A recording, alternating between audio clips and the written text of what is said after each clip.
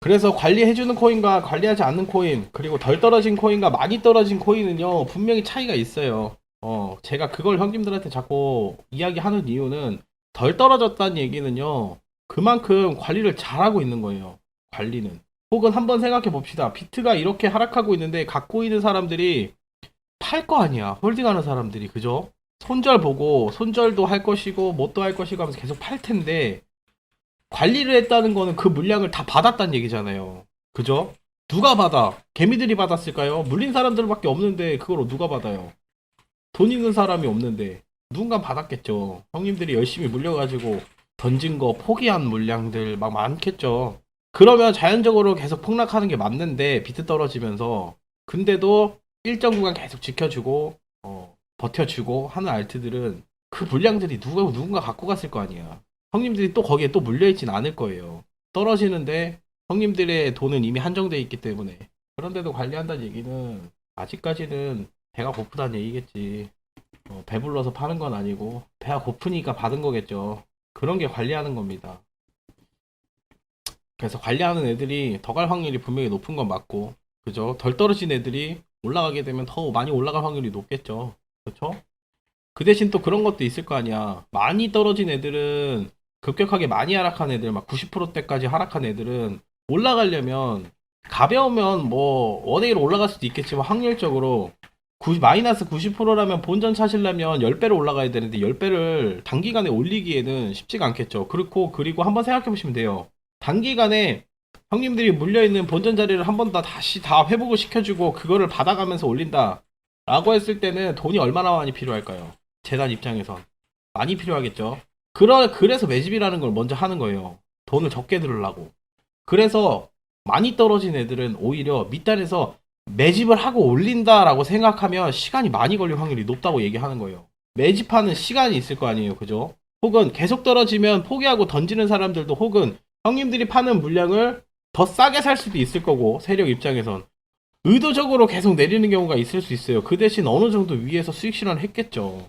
그러니까 그 수익 실현 한 돈으로 싸게 매집해서 다시 다음에 또 올려서 또 수익 실현을 하려고 준비를 할 것이고 그 대신 매집 기간은 오래 걸릴 것이고 근데 떨어지면서 잘 받쳐준 애들은 올리기 시작하면 얘네는 크게 매집할 게 없는 거야. 이미 떨어지면서 받쳤기 때문에 어느 정도 크게 매집할 이유가 없는 거예요. 혹은 위쪽에서 많이 안 팔았을 확률이 높고 결국은 시체가 많이 없을 확률이 높다고. 그러면 이런 애들을 한번 치고 올리면 대도 않게 막 올라가는 상황이 나올 수도 있다라는 얘기를 말씀드리고 싶은 겁니다. 그래서 덜 떨어진 애, 더 떨어진 애를 형님들이 체크를 잘 하셔야 돼요. 비트폭만큼만 떨어졌냐? 아니면 플러스 개인적으로도 더 떨어졌는가? 이것도 잘 보셔야 돼요.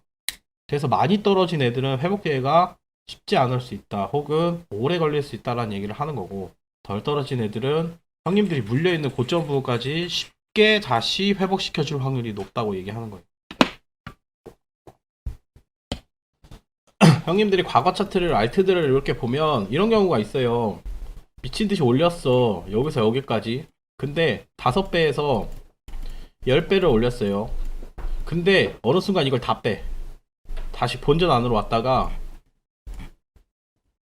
이렇게 열심히 올렸는데도 다 뺐다가 그 이상 날려버리는 경우가 있어요.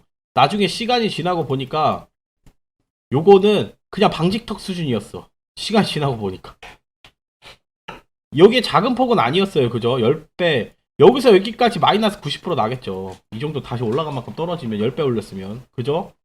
근데 시간이 지나고 보니까 이건 아무것도 아닌 방지턱 수준 정도밖에 안 되는 언덕 중에 하나였다. 라는 상황이 올 수도 있다라는 거야.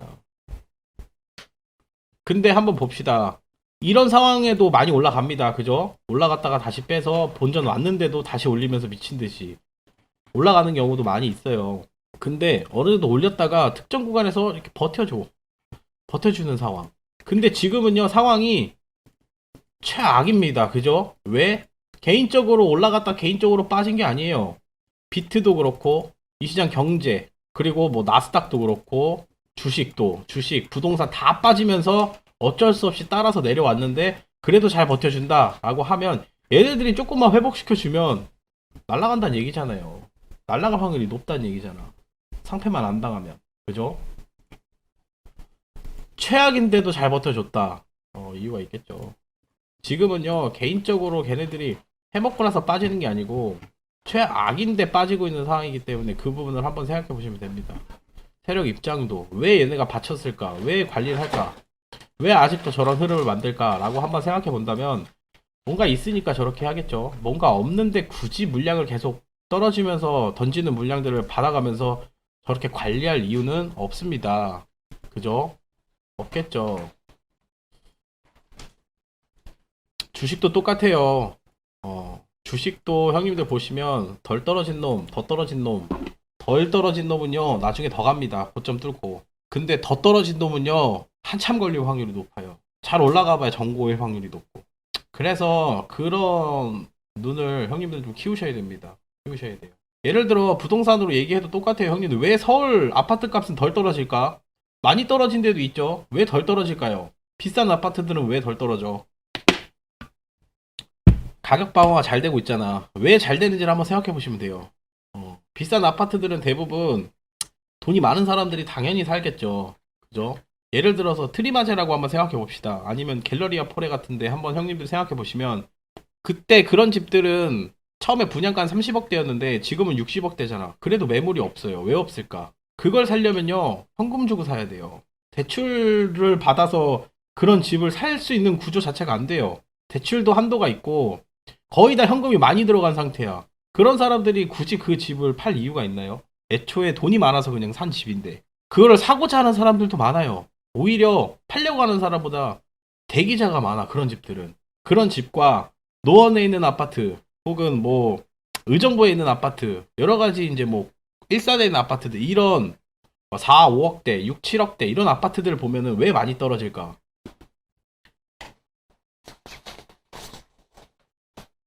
그리고 왜 지방에 있는 아파트들은 많이 떨어지고, 왜 서울은 덜 떨어질까? 평균적으로 보면 이유가 있겠죠. 시간이 없네요. 누가 관리가 하니까, 누군가 관리를 하고 있고, 혹은 팔려고 하는 사람들도 많이 없고, 오히려 수요가 더 많으니까, 살려고 하는 사람이 더 많으니까 덜 떨어지는 거죠. 그런 아파트들은 나중에 시간이 지나면 또 계속 오르겠죠. 그죠? 현금 가치는 계속 떨어지니까 가격은 계속 올라갈 거고.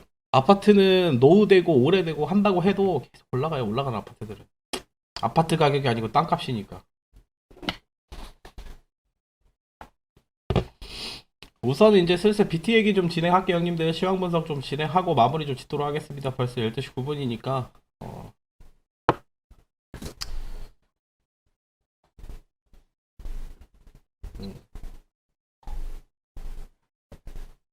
마지막 질문 있으신 분들 없으시죠? 노원을 언급한다고? 노원 좋죠. 노원, 학군. 노원 좋은 지역인 건 알고 있어요. 학군이 좋잖아요. 옆에 상계 생기고. 그래도 떨어지는 건 어쩔 수 없으니까. 우선은 간단하게 BT 얘기하고 또 마무리 짓도록 하겠습니다. 에드볼을 하나 감사합니다. 도봉구도 언급해달라고? 안 돼. 이러면 또 지역 감정이라는 게 생긴다고, 형님들. 지역 감정인 게 생겨요.